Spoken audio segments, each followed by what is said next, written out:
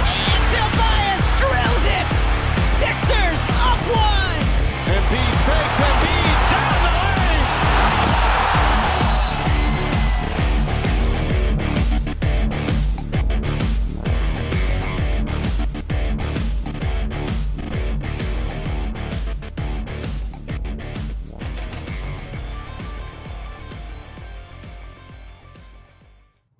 What is going on, guys, and welcome back to the Pick Swap Podcast. We are back with another episode, and I have a very special guest with me. You know him, Sam DiGiovanni of ClutchPoints, the Sixers beat reporter for ClutchPoints there. He is in and around the facility. He is in the know, and I am excited to have him on, frequent friend of the program. Sam, how are we doing today?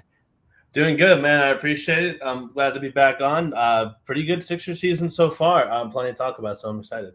Yeah, absolutely. And I'll say, if you asked me to check in at this point of the season beforehand, the vibes are much higher than I would have expected them to be. So I want to kick things off just starting with that. What's kind of your vibe check on this team right now? It feels like the energy is different. It feels like the just outlook within the locker room feels a little different. What's it like being in there every day and kind of your vibe of the team as a whole?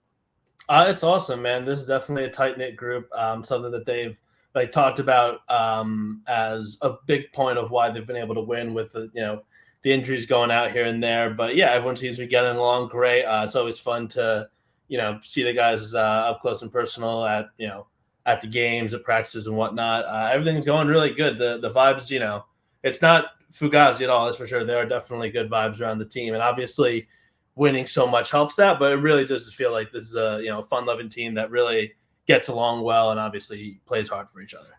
Yeah, definitely. And I'm excited to dig into a lot of that there. So I want to begin by talking about a couple of the main pieces of this team, most specifically Joel Embiid and Tyrese Maxey. I also want to touch on a couple of the role players making a difference and kind of look at how this team can improve itself even moving forward. But let's start right at the top, and that has to be with the big fella, Joel Embiid. If you told me before the season that he would have an even better season than last year, I would think you were lying to me. But lo and behold, an MVP season, and Joel Embiid has returned, basically progressing in every single area of his game in a way that I really did not think was possible. So, Sam, what are you seeing from Joel Embiid that just looks different this year? First, I agree with you. If you would have told me if he still had another level to reach, I would not have believed that. I would have believed that he would have looked different under Nurse, but not just all encompassing, getting better in the areas that he was already really good at. I would say the effort is really, not to ever say that he's a low effort guy, but the way that you see him really trying to command the boards, it feels like that's a big emphasis. Even just watching yesterday, it was his first game back after missing 4 games. I want to say it was 10 days or something, given the last game from when he played, but he still got right back out there, a little rusty, but he was going right back out there, making sure that he got those rebounds. And there have been plenty of games where he's been dominating on the offensive end. He previously had a career high in offensive rebounds per game. That's since gone down, but he's still up there. Defense, the stuff that Nick Nurse has talked about, getting swings at the ball, stuff like that. The playmaking for sure is better. I think part of that is just Nick Nurse realizing the passes he can make. So kind of opening up more of that stuff, and also just increasing the frequency of dribble handoffs, which are kind of cheap little assists. It's just kind of setting a screen, letting a guard go around or a forward, whatever.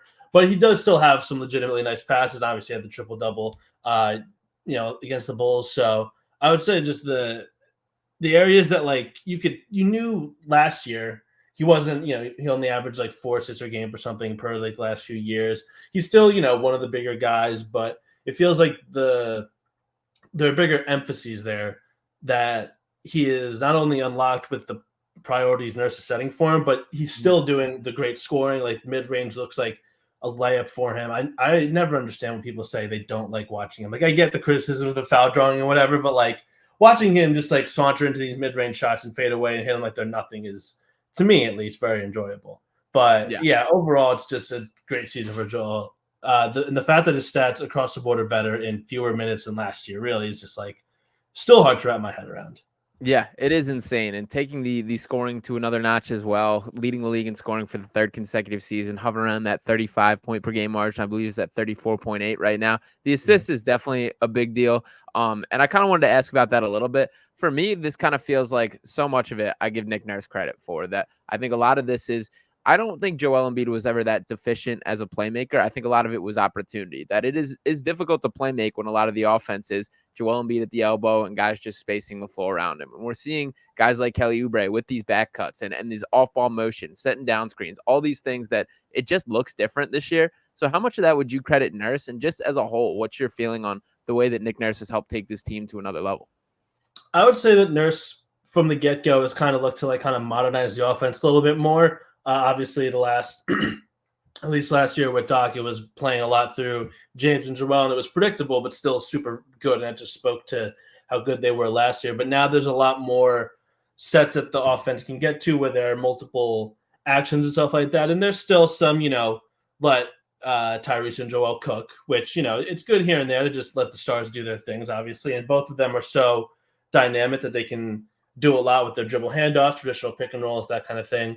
But I would also say a lot of that is just the roster they have now, like not having Harden, who only kind of did, obviously he was unpredictable with the ball, but you knew what he was kind of going to do with it. PJ Tucker shooting literally only corner threes and nothing else. Like replacing those minutes with guys like you mentioned, Kelly and Nico Batum, who can do a bunch with the ball and stuff like that, and just the priority of pace, which I think is another thing about Nurse. So I do give Nurse a good amount of credit. I don't think everything is perfect. I do think there's a lot of obviously heavy dependency on Joel, and there's times where the offense can kind of lose its motion here and there. Some of that may be just working through a new-ish roster, still early-ish in the season. It just turned to the new year, so I mean I think Nurse deserves a good amount of credit in what the Sixers have been able to do, but I also think some of that credit is not just Embiid and Tyrese, but a lot of the guys buying in and just playing their roles really well.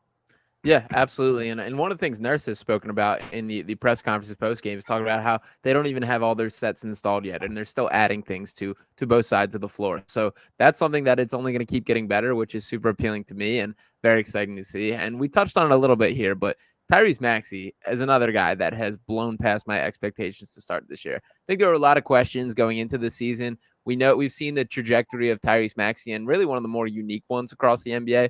When we talk about obviously dropping to the 21st pick, and was a steal that the Sixers were able to get him there. Then him kind of being this bench player for his rookie season with Ben Simmons in the fold. Then Ben Simmons sitting out, Tyrese Maxey being thrust in the starting lineup, kind of figuring things out. Then reduced to this complimentary off-ball role with James Harden, which really limited his on-ball reps. And all of a sudden, he's thrown to the fire, asked to be the primary point guard of this team, which still has deep playoff aspirations. And he's delivering more than I ever thought could possible. So speak a little bit about the strides that you've seen from Tyrese Maxey. I'll say I think that some of it was Tyrese Maxey just figuring out how good that he is, that I think a lot of times we've seen him in the past of him just deferring to Joel and James Harden, which is obviously understandable. So I think a lot of it is his natural maturation. But within his game, what are you seeing out of him that's different this year? I would say a lot of it is he does kind of have a little bit more opportunity to get more reps with Joel specifically, as opposed to being the third man in the Harden and Embiid pick and roll. And kind of like how Embiid has some easy assist opportunities when it's a dribble handoff, Tyrese has very easy opportunities where it's kind of like a dump off to Joel and he's hitting in mid range or getting right to the hoop or whatever. So I think he is kind of getting a nice feel for those pocket passes for sure. Not to just chalk it up to like he's feeding Joel, but he's legitimately making pretty good passes, doing it's one of the things he often speaks about, balancing the playmaking and the shot selection for sure. I feel like him coming into the league, with established stars, continuing to play as like a complimentary player. And I think just the upbringing too. Nurse had a funny comment about Tyrese like being a facilitator, and he was like, "Oh, he must be the son of a coach," and obviously he was. So I feel like that unselfishness, that more floor general mentality, something he's still kind of working out of and getting comfortable, being aggressive, getting to the hole, looking for his shot. Some of the shots he's making off the dribble, it feels like those step backs going to his left where it looks like he's like bordering on a travel. It looks like he ripped those straight out of Harden's handbook. And everyone was you spoke well about Harden when he was traded, but Tyrese too was very, I remember like Sam Cassell and Tyrese had a great relationship as like one of the, former point guard, one of the younger guys. And I feel like James and Tyrese have their own special bond of like, Maxey wanted to learn from him. I feel like obviously the speed has been there since the beginning. Like that was one of the big things when he was at Kentucky. It feels like he's mixing in more change of pace moves for sure, where he's trying to either lull the defender to sleep and then go by him, or he's putting on like a quick dribble move to freeze the defender and then getting downhill. And that's been really impressive too. I feel like specifically in that Houston game, what unlocked a lot of those crazy finishes at the rim was getting guys off of balance a certain way, doing quick dribble moves, and then using his speed as opposed to just hitting the gas, knowing when to hit the gas. I feel like has been one of his biggest changes, and that's fueled a season that I'm super surprised by. At the beginning of the season, I kind of predicted that he would be in the All-Star conversations, but I wasn't sure if he would actually how strong he would be in the running, and part of that was because I didn't think the Sixers were going to be as good as they are. But now he's got to be an all-star. You can debate. There are a lot of really good guards about starting lineup and whatnot, but Tyrese, I think, has definitely earned all-star consideration.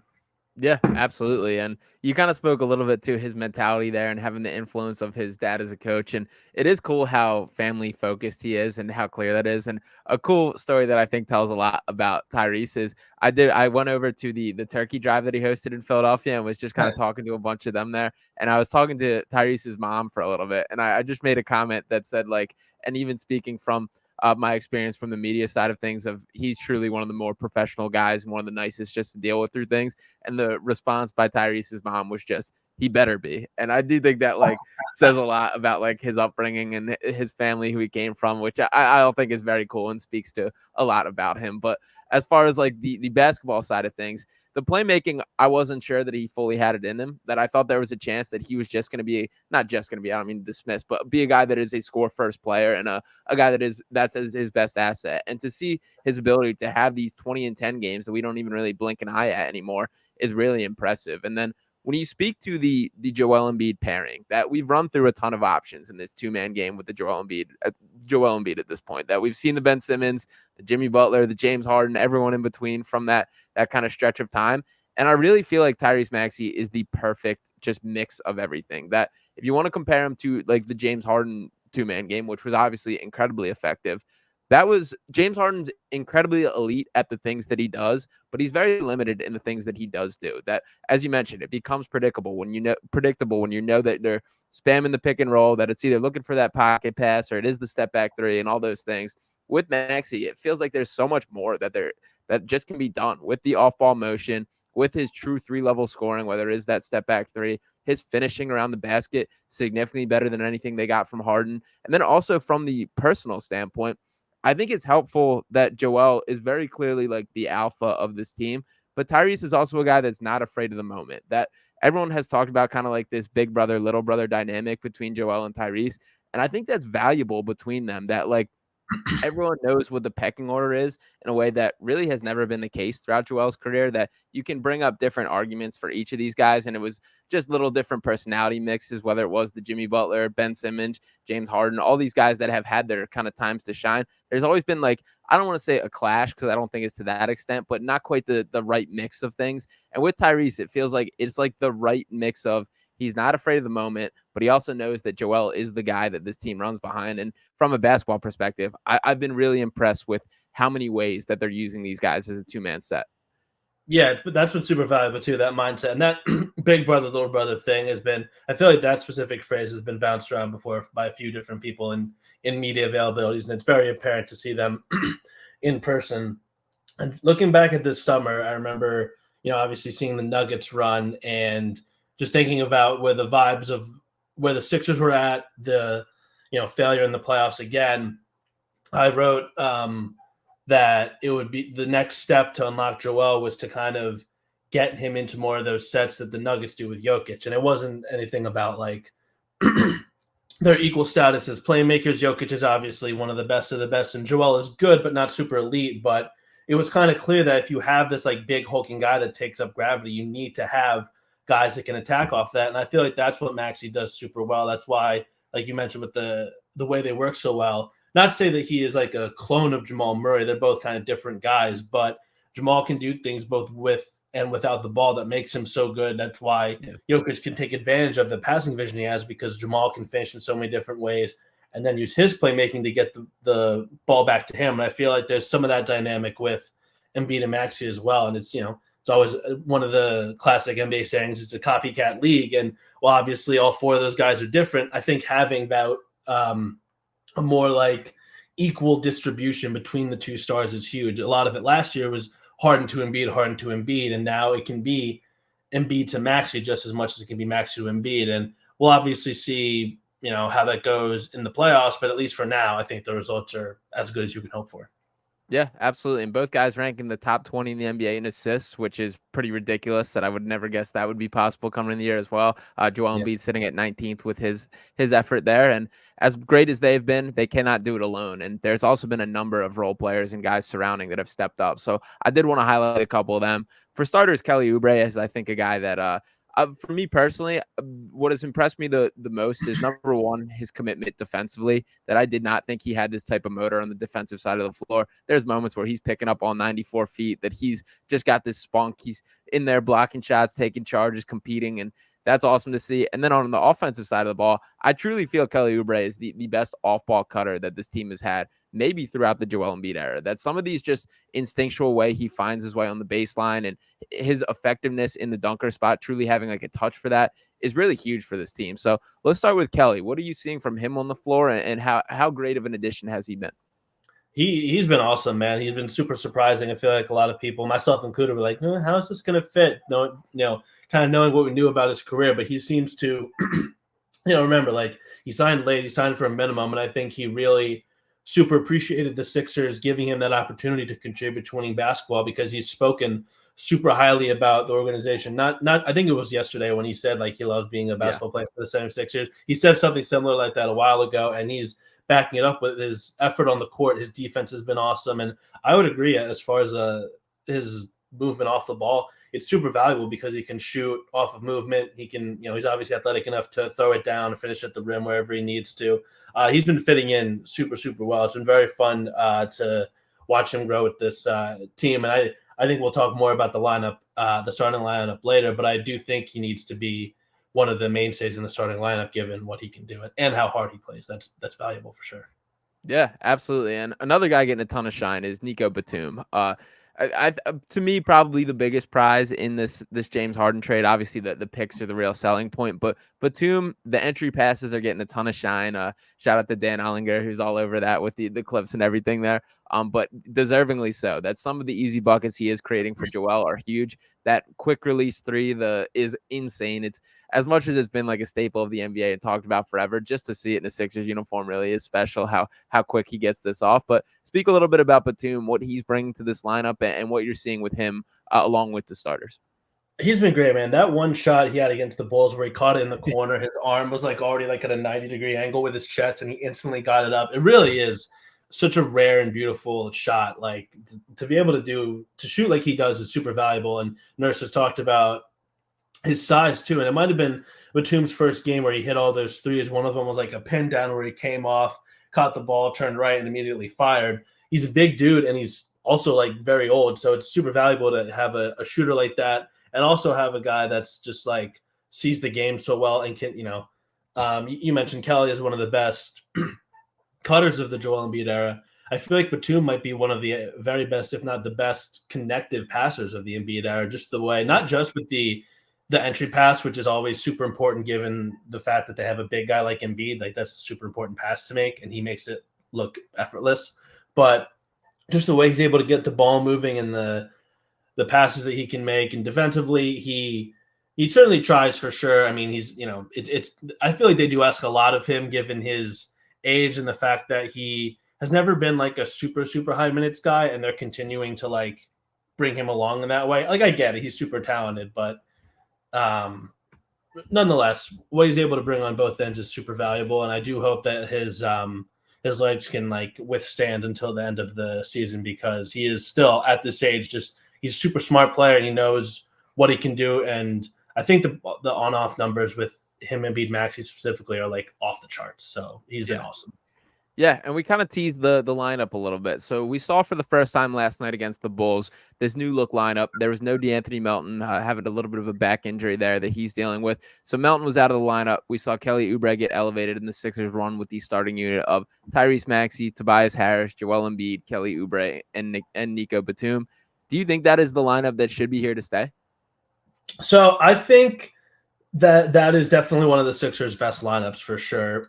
And I had this kind of thought exercise a little while ago of trying to map out the ideal rotation, and I came to the conclusion that it might be helpful to bring Batum off the bench as a high minute six man, because my whole thought process was making sure two of Batum and Embiid Maxey are on the court at all times. Like the Sixers team, as good as they are, kind of lack ball handling, and Batum isn't like a traditional ball handler, but he's such a good decision maker that I think he can, continue to help Embiid and Maxey when one of the stars is on the bench. So I wouldn't be against Batum continuing to start. I mean, the results have obviously been super good with him in the lineup, but I think that should at least be the closing lineup of Maxey, Oubre, Batum, and Embiid, and then you can swap in, if Tobias has it going, go to him, or DeAnthony, or Covington, who was out yesterday with, forget what exactly, but I think knee. Yeah, I think a knee. Yeah, thing. right. Mm-hmm. So yeah, I might have been just kind of splitting hairs of if they do continue to start Batum, I totally get the rationale.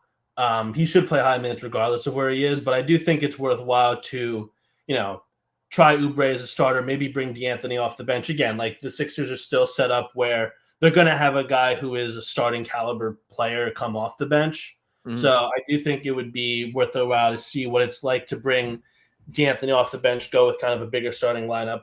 Oubre, they're not the exact same players, Oubre and Melton, but Oubre is bigger, does a lot of the stuff off the ball that DeAnthony can do.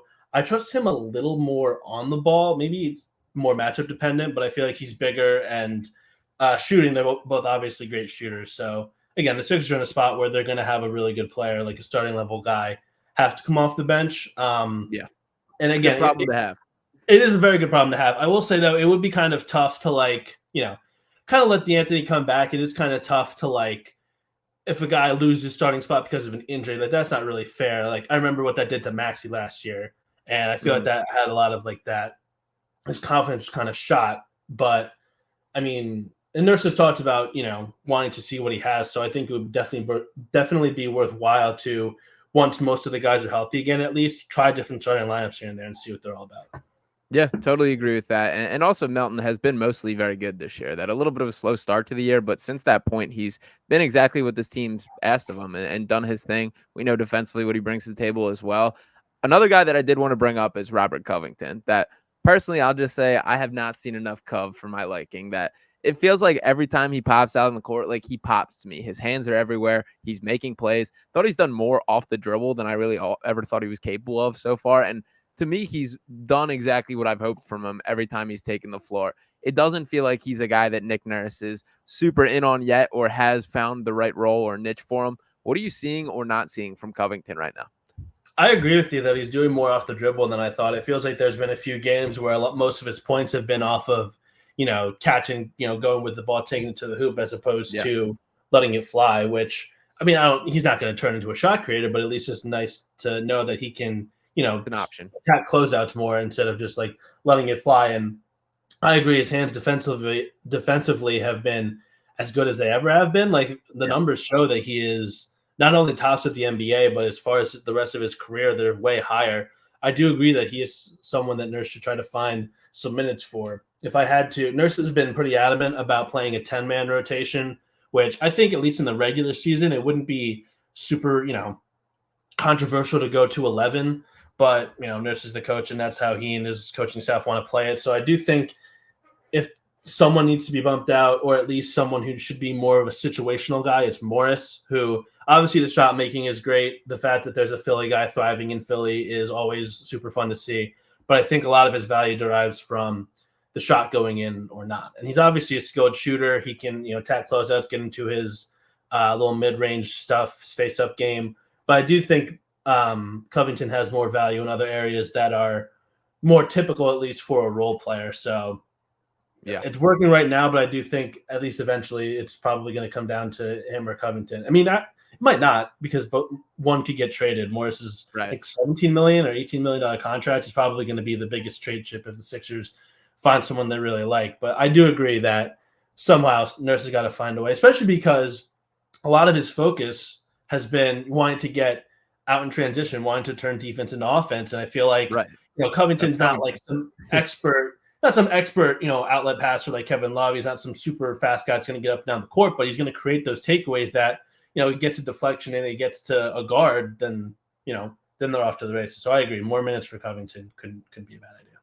Yeah, definitely. And it's been cool too. He's obviously one of the pillars of the process that we all remember, like having the success story here in Philly, and for him to come back and basically be as I remembered and like still an effective role player has been pretty cool. So I do hope that Covington sticks around and carves out a real role with this team. We'll see, to be determined with that, but I have appreciated that. And while he's definitely lost a step or is not what he was athletically when he was here the first time, he's a better overall basketball. Like, he's more polished in the decision making, just well-rounded in his game. So I've been impressed with Covington. And just a couple more quick hitters on guys that I did want to mention here. For starters, Pat Bev has been everything people hope to be and more, both from like the on-court, the off-court, the social media. He brings it all across the table. So what are your quick thoughts on what Pat Bev is bringing to the team? Yeah, he's been awesome, man. I feel like it's been said a bunch that he is the ultimate like Philly athlete, even though he's not from Philly. He's been super cool to watch. The Sixers do a charity. They partner with the Snipes store at the Roosevelt Mall, and they'll have they'll partner up with a local like youth organization, bring the kids in for a shopping spree. Last year it was PJ. This year Pat Bev did it, and he had a great time. Like, just watching him interact with the kids, and the kids talking to him about his playing career and stuff like that, and the way that he's obviously embraced Philly from the get-go has been super fun to see. As far as on the court, I think he had a pretty rough start to the season too. I was really questioning what he's able to do with the ball. Like, as a point guard, you really need to, and he's not been like a super big shot creator throughout his whole career, but if he's not able to get stuff going off the dribble or be a super high level 3-point shooter, I was really kind of questioning what he could bring, but it feels like he's starting to come along more.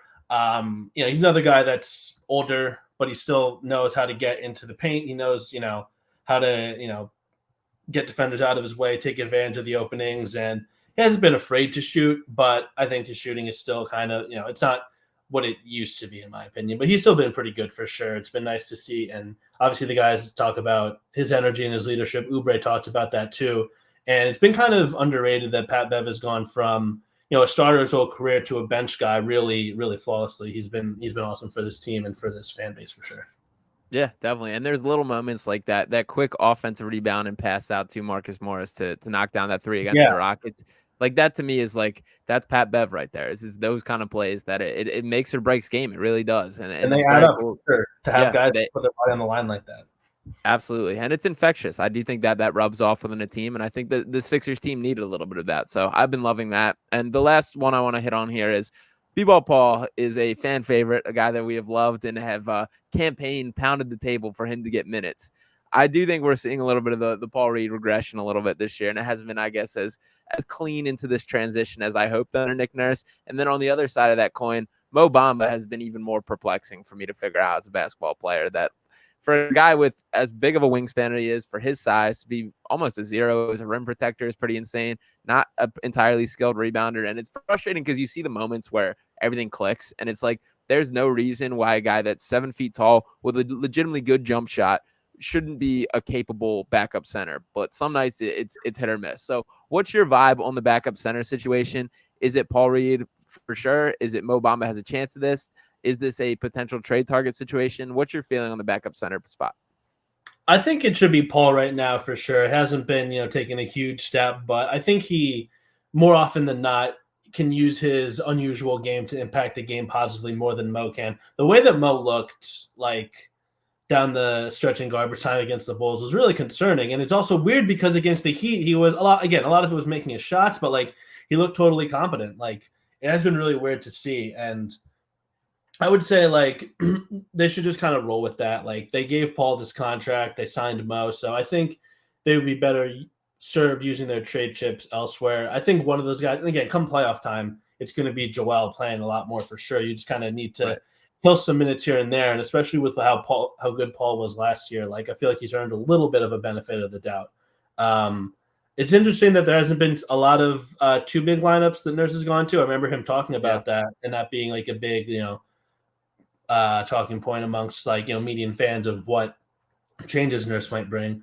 It has been, Paul has been kind of under fire a little bit, but I do think he more often than not, like has those moments where you see his hustle and his defensive versatility, his rebounding is helpful. So I wouldn't say Mo has zero chance, but I also don't really have a reason to like cede the backup center spot to anyone else but Paul Reed for now. Yeah, I think that's fair. And I also love the Marcus Morris comment of how Paul gets one possession a game to do his crazy shit that he does all the time, which it's about right. That's the Paul Reed experience. So I do want to zoom out a little bit and talk a little bit about the league as a whole and just kind of the Sixers deadline attack. So I know that you have some experience over the Knicks wall, so you have familiarity with that organization as well. They're the first team to kind of break through the trade, I guess, the trade trips for this season with that OG deal. What was your initial reaction to the OG Anunoby Raptors Knicks trade? My initial reaction was I was shocked that Toronto traded OG. Like I really was not sure if Masai Ujiri was going to go that way. And I know divisions don't mean that much in the NBA, but to trade to a division rival and to do it this far ahead of the deadline, I was kind of surprised by. But looking back from it, I think it makes sense for both teams. It was obviously a lot of the Knicks fans that I'm mutuals with on Twitter that I'm friends with were really – it was tough for them to see Quickly and RJ go. Like Quickly's been the guy who's been super good this year, and RJ, more and more people have been coming to the realization that he's just a guy, if that. Like the contract is not looking really good, and the fact that Quickly didn't get his but is – playing super well despite Tom Thibodeau's weird usage with him. Like it was a lot to stomach, like moving on from them, especially at, this is one of those trades where there were like no real rumors. I mean, I'm sure there was some linking OG to the Knicks because everyone gets linked to the Knicks. But in the end, I see the vision for New York for sure. Getting a guy like OG to, defend all the great perimeter players they're going to see. Ben Dietrich put this smartly of moving money from the backcourt more to the front court. Obviously, OG is a wing, but he's someone that you're going to have to pay. And if they, getting off the Barrett contract and Quickly who they were going to have to pay, we'll see what the OG deal looks like. Right. But if it's an overpay, it's still an overpay for a guy who is a fine perimeter shooter and one of the better perimeter defenders in the league. So for as constraining as that might be, and we'll see what happens this offseason. I think the Knicks had to make a move at some point, and they still do with all like the abundance of heavily protected draft picks they have. They gotta, I think, find a guard to replace some of those minutes from Quickly because the backup point guard situation behind Brunson is very shaky. I liked both Deuce McBride and Malachi Flynn coming out of college. They have yet to do a lot in their pro career, so we'll see if maybe with that vacuum of backup point guard minutes, one of them can rise up.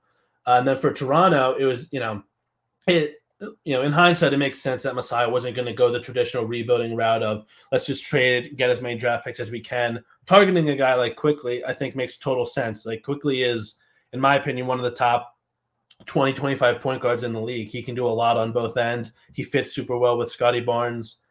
And, RJ is a bit more of a reclamation project, but at least him being home in Canada is super cool too. He's definitely a guy that's going to embrace being a Raptor. He's already talked about it. It's going to be really interesting to see. Like, this is one of those trades, kind of like the Harden trade, the most recent Harden trade.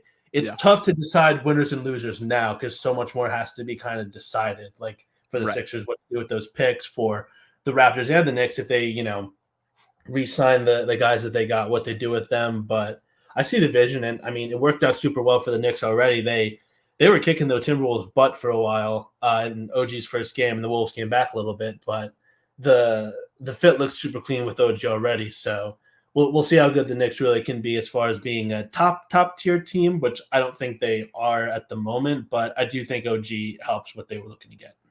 Yeah, I agree. I like the trade for both sides. That I think for the Raptors, that Emmanuel Quickly was very clearly the selling point, that was their guy. And I think that's justifiable. That I think he's a great talent, a guy that didn't have like the long-term future in New York because of Jalen Brunson being there and kind of being a little stuck behind him in the pecking order there. And he's going to have freedom to do what he wants in Toronto. And then from New York side of things, it feels like they just continue to build this infrastructure ready to take in a star. That I think Jalen Brunson's a perfect example of that. I think OG Anunoby is another perfect example of that both those are very good basketball players, but they're also guys that can pretty comfortably drop back a little bit in the pecking order and it still be like effective in their roles. So that's kind of what I took away. Is it's very clear, and this is again the story of the Knicks for how many years now of them waiting for this big time piece. But to me, the landing spot just continues to look more and more appealing of like that one guy that changes everything. I don't know if Carmelo Anthony's coming out of retirement anytime soon or who that guy could be, but I do like that from New York side of things. And you touched a little bit on the contract with OG there.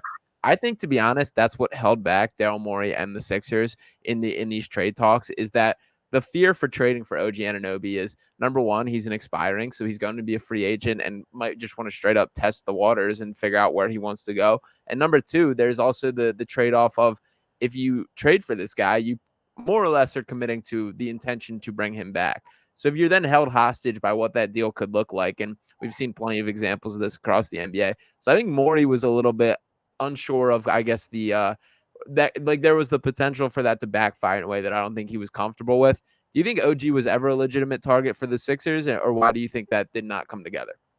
I would say he was legitimate. I mean, he's been one of the bigger, maybe a little overrated as a player, but you understand the value with him is that he fits with so many teams across the league with what he can do defensively and his willingness to, take a back seat to shoot. He obviously shoots really well from three.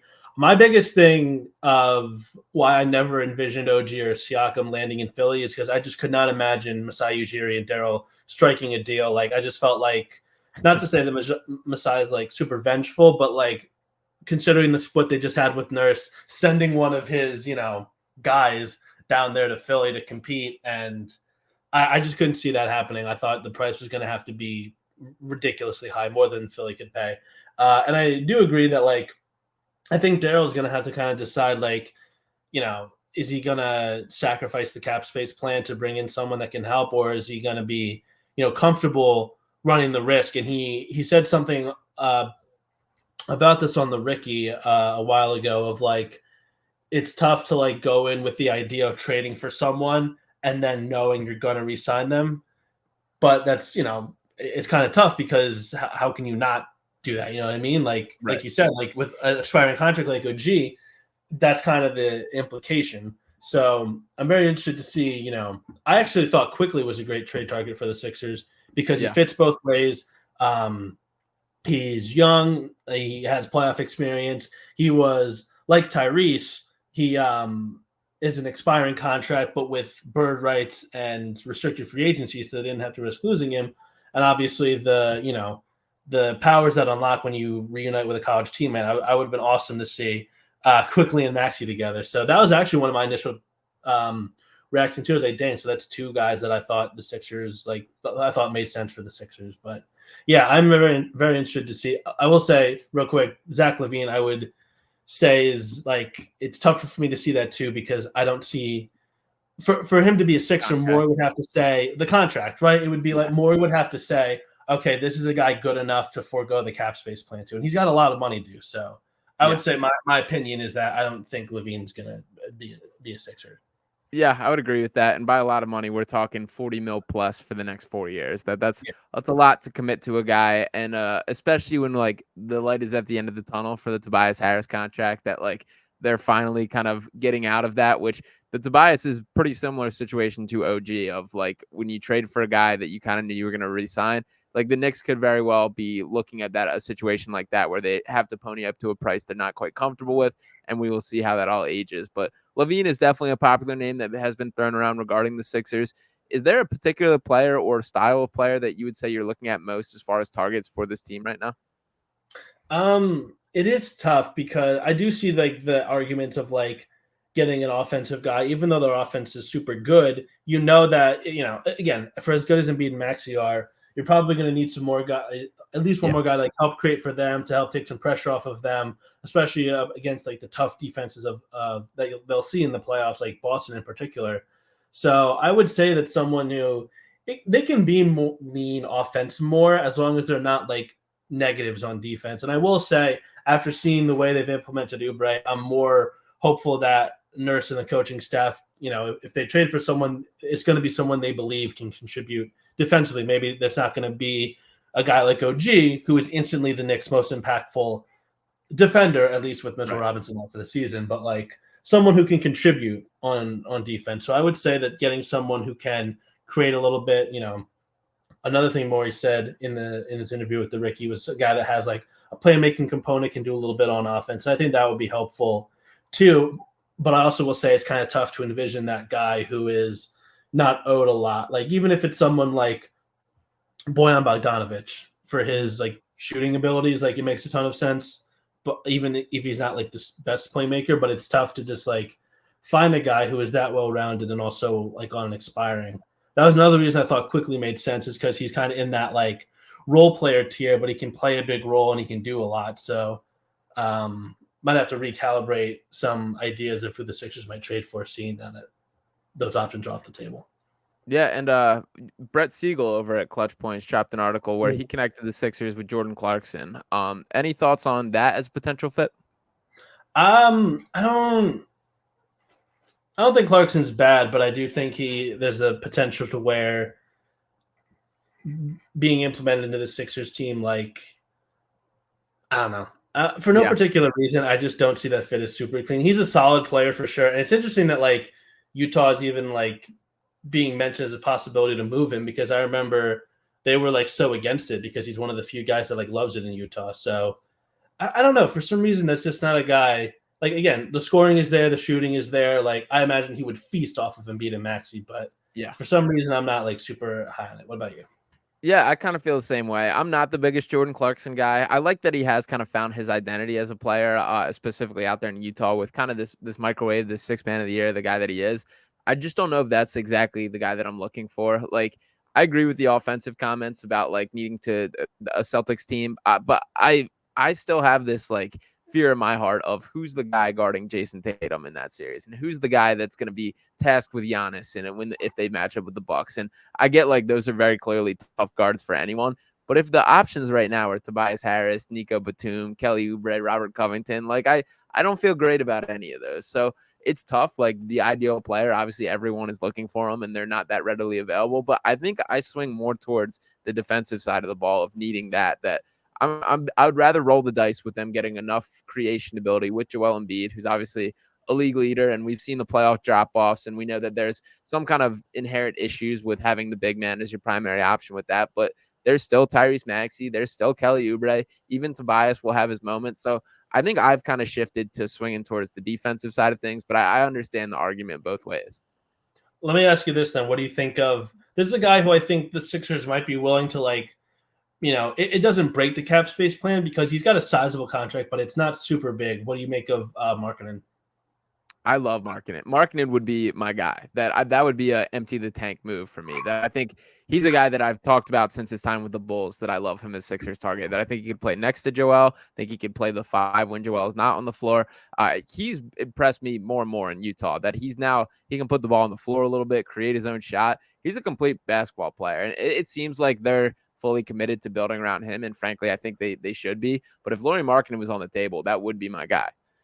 Yeah, Danny Ainge is always tough to negotiate with, but I do think he would fit super well. As like you said, a guy that fits with Embiid and Maxey, but can also serve as a stretch 5, as like a pretty well-rounded scorer, a guy who can contribute defensively better than I anticipated. I always anticipated him as or expected him to be like a solid defender, not super good, but he seems to be kind of better than I expected. And it's more, it's impressive that that's kind of being the case, being in a situation like Utah where he has no motivation to like grow on that end as much as, they're rebuilding for sure. Yeah.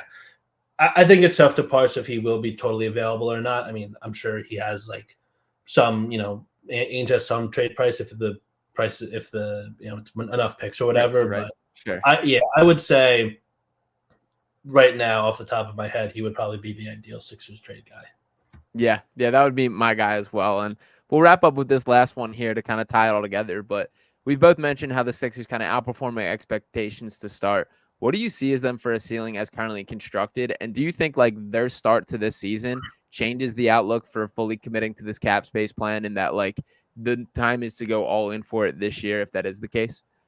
Yeah, I think the way that they've, again, it's tough to parse like who will be here past the deadline and what moves are even out there. But I definitely can see them competing with just about any team. Like I think the improvements Embiid continues to make, the leap from Maxey, the way they play under Nurse, and just the amount of role players they have / will have eventually later on down the line. Like I think this is a season where they don't have to throw all caution in the wind, but it's definitely, I mean, I remember the talks this offseason about like, oh, maybe they should just kind of punt this season or whatever. And I thought that was kind of crazy considering Embiid is here healthy and is still one of the best in the league. And it seems like they're still kind of going with that. Like, obviously, Morey is taking his time with, kind of resetting a soft reset with the Harden trade and adding more cap space by getting off of PJ Tucker too. So I think that they could, again, we'll see how the trade market shapes up. I can see them competing with just about anybody. I do see kind of the changes they're making as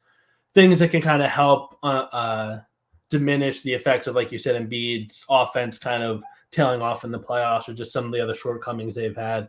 I feel like this team can compete really well. And Morey knows it for sure. I just would be, it'll be interesting to see what level is like, if this is the time he's going to go all in, because at some point, there will be a point where it's like not last hurrah-ish, I guess, where it's like, this is the big move. We're going to go with Joel and this is going to be the time. I would doubt if it's this trade deadline. Maybe it'll be this offseason or next year's trade deadline. But I mean, like we've been saying, they've been playing super well, better than anybody expected. Yeah. Obviously, the roster doesn't, player for player, maybe doesn't stack up with some of the others around the league. But with Joel playing that as well as he is and Nurse and Maxey alongside him, like, I feel like the potential is there for them to compete with anybody. I'm not going to predict a championship, but I mean, they've made some improvements that I think are helping them get to that level, like, really well. Yeah, absolutely. Yeah. And I agree. I think they're right within striking distance with the real deal contenders across the entire NBA. And I do think that for that reason alone, you should go for it this year. That if you can scrape up and find that missing piece, you absolutely do it. And that's easier said than done. Absolutely. But I will have my eyes all across for the trade deadline. Sam, thank you so much for hopping on with me here. What do you got cooking over at Clutch Points and everything else in your world right now? I'm still obviously on the beat at Clutch Points, writing about the Sixers. You can find my work at by Sam DiGiovanni on Twitter/X. I also started writing about the Phillies for Philadelphia Sports Network. The MLB offseason has been brutally slow. I'm really hoping to see something happen with the Phillies. Obviously, they're in a situation they don't need to make any big moves, but like something would be nice to see before pitching some captain's report. But yeah, that obviously it's Sixers season now, and I'm really excited to see where this season goes. It's been really fun to cover so far. Yeah, definitely. Well, I cannot thank you enough for hopping on with me. Thank you all for watching out there. Make sure to smash that subscribe button, drop a like, and let us know what you think of any of these trade targets in the comments. But I'll be talking with you next time right here on Pick Swap Media. Peace.